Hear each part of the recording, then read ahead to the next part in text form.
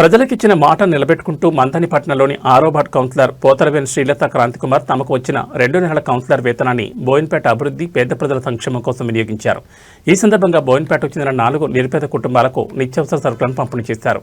ఎన్నికల సమయంలో ప్రజలకిచ్చిన హామీలను గెలిచిన తర్వాత మర్చిపోయే నాయకులను ఈ రోజుల్లో ప్రజల విశ్వాసాన్ని నిలబెట్టుకోవడమే ప్రజాప్రతినిధి బాధ్యత అనే ఉద్దేశంతో ఈ నిర్ణయం తీసుకున్నట్లు పోతరవేణి శ్రీలత క్రాంతికుమార్ తెలిపారు.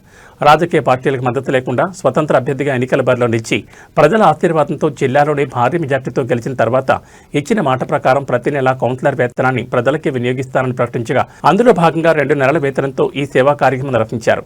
పేద కుటుంబాల అవసరాలను దృష్టిలో ఉంచుకుని బియ్యం, కిరాణా సరుకులు, నిత్యావసర వస్తువులను అందజేసి వారికి అండగా నిలిచారు.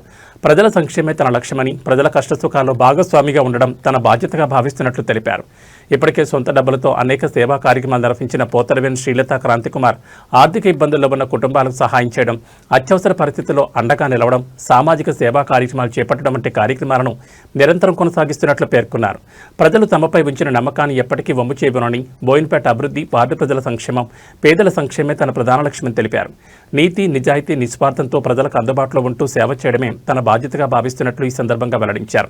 ప్రజల సహకారం, విశ్వాసంతోనే మరిన్ని అభివృద్ధి కార్యక్రమాలు చేపట్టి బోయిన్పేటను ఆదర్శవంతమైన ప్రాంతంగా తీర్చిదిద్దేందుకు కృషి చేస్తానని పేర్కొన్నారు.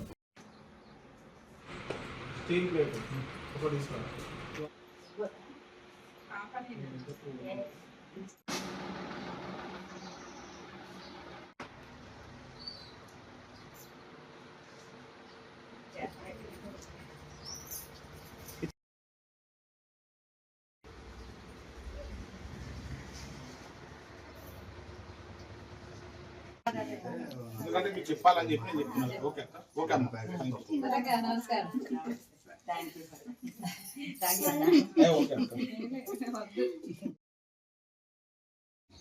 మున్సిపల్ ఎన్నికల్లో బోయిన్పేట 6వ వార్డు నుంచి వెళ్ళి పోతరవేణి శ్రీలత క్రాంతికుమార్ గారిని అత్యధిక భారీ మేరతోటి పెద్దపల్లి జిల్లాలోనే రికార్డు మేరతో గెలిపించిన నా బోయిన్పేట ప్రజలకు అందరూ కూడా హృదయపూర్వక ధన్యవాదాలు తెలియజేస్తూ, మేము గెలవక ముందు కన్నా గెలిచిన తర్వాత హామీ ఇచ్చినాం. మా యొక్క వేతనాన్ని, ప్రతి నెల వచ్చే వేతనాన్ని బోయిన్పేట పేద ప్రజల కోసం, అలాగే బోయిన్పేట అభివృద్ధి కోసమే ఖర్చు చేస్తామని చెప్పి, అలాగే మాకు వచ్చిన 2 నెలల జీతాన్ని ఈ యొక్క మా బోయిన్పేటకు ప్రజల్లో ఉన్న నిరుపేదలకు ఇవ్వాలని నిర్ణయించుకొని ఒక 4 కుటుంబాలకు నిత్యావసర వస్తువులను అందజేయడం జరుగుతుంది.